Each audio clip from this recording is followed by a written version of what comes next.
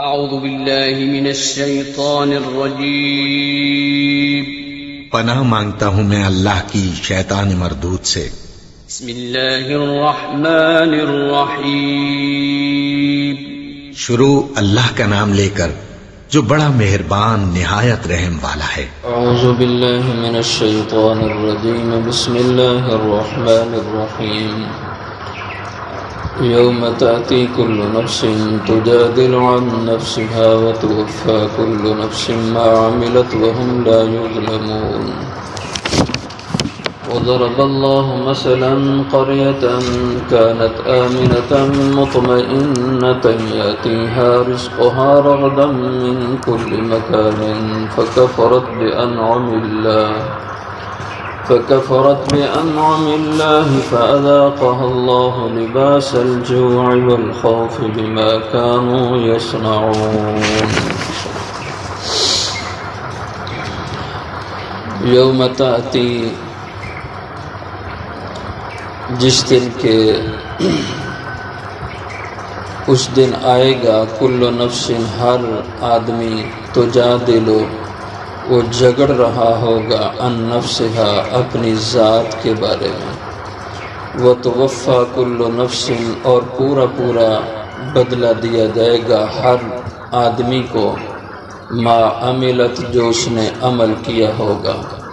وہم لا یظلمون، اور وہ ظلم زیادتی نہیں کیے جائیں گے۔ وضرب اللہ، اور بیان کی ہے اللہ تعالیٰ نے، مثلا، ایک مثال،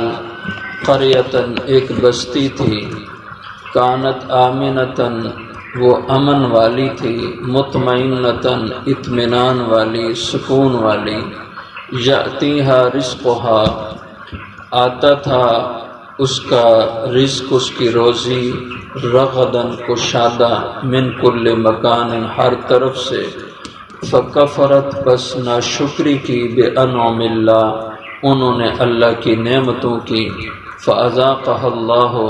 پس چکھایا انہیں اللہ نے، لباس الجوع، لباس بھوک کا، والخوف، اور ڈر کا، بما کانوا یصنعون، بسبب اس کے جو وہ کر رہے تھے۔ تو گزشتہ آیت مبارکہ میں، اس سے پہلی آیت میں، لا جرم انہم فی الآخرۃ ھم الخاسرون، کہ وہ لوگ آخرت میں خسارہ اٹھائیں گے جن کے اعمال اچھے نہیں ہیں، کفر شرک پہ چلنے والے ہیں۔ اور آخر میں فرمایا، ثم ان ربک من بعدھا لغفور الرحیم، پھر اس کے بعد تیرا رب البتہ بہت بخشنے والا، مہربان ہے۔ اب آخرت کا بیان ہے جس کا پیچھے ذکر ہوا کہ یوم تأتی کل نفس، کہ اس کی مغفرت اور اس کی رحمت کا سب سے زیادہ محتاج انسان یوم، اس دن ہوگا، یعنی آخرت کا دن، تأتی کل نفس، جس دن آئے گا ہر آدمی، تجادل عن نفسہا، تجادل کے معنی تو ہوتے ہیں جھگڑنا، اور یہاں مراد ہے دفاع کرنا، تجادل عن نفسہا، وہ اپنی ذات کا دفاع کر رہا ہوگا، اپنے بچاؤ کی فکر کر رہا ہوگا، جیسے قرآن کریم میں ارشاد ہے، یوم یفر المرء من اخیہ وامہ وابیہ وصاحبتہ وبنیہ، جس دن ہر آدمی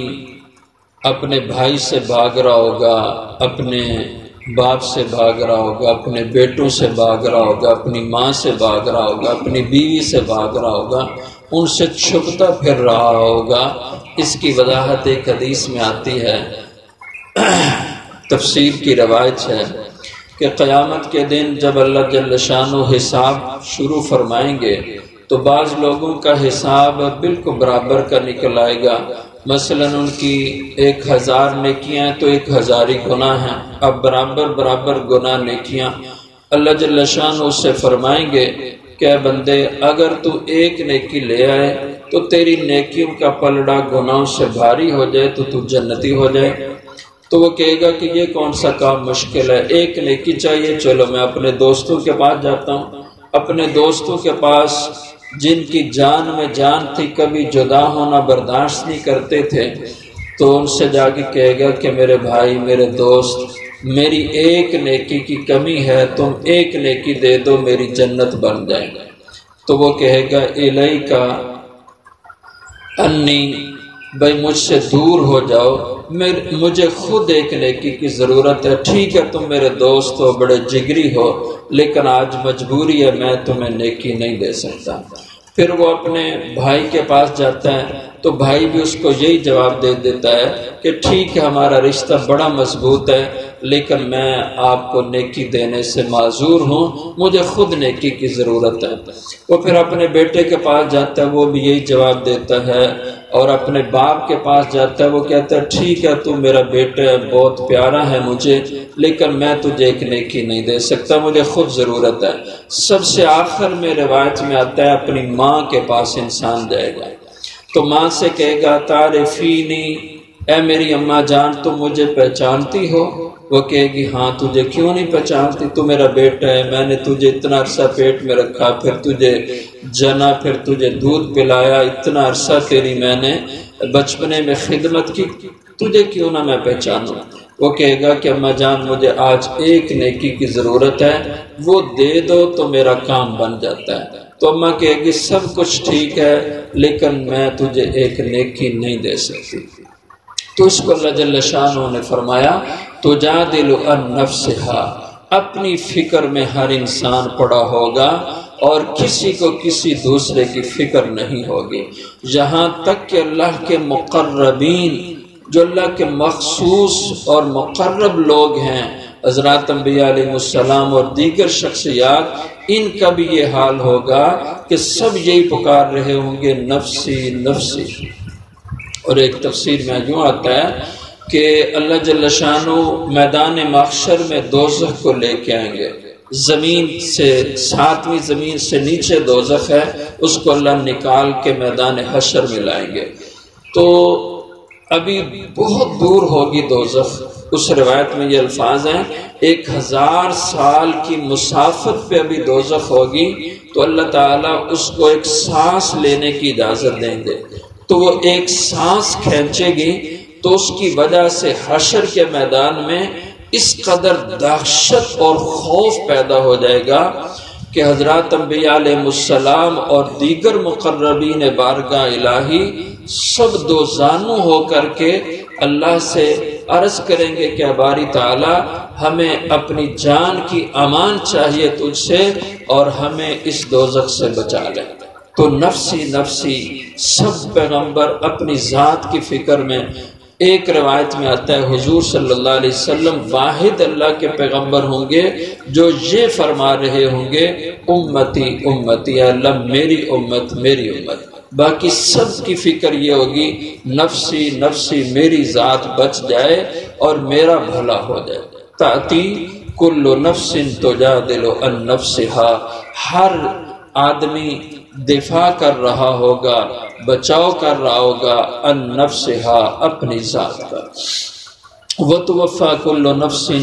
ما عملت، اور پورا پورا بدلہ دیا جائے گا ہر آدمی کو اس کا ما عملت، جو اس نے دنیا میں عمل کیا ہوگا۔ اچھا کیا ہوگا تو اچھا بدلہ ملے گا، برا کیا ہوگا تو برا بدلہ ملے گا۔ وہم لا یظلمون، اور کسی کے ساتھ اللہ کے ہاں کوئی ذرہ برابر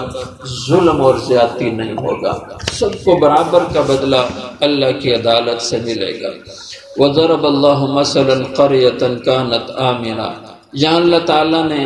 انسانوں کے عمومی مزاج کو ایک مثال سے بیان کیا ہے۔ فرمایا ایک بستی کی مثال سمجھو، ایک بستی ہو اور اس بستی کے رہنے والوں پہ اللہ نے اپنی نعمتوں کی خوب فراوانی کی ہو،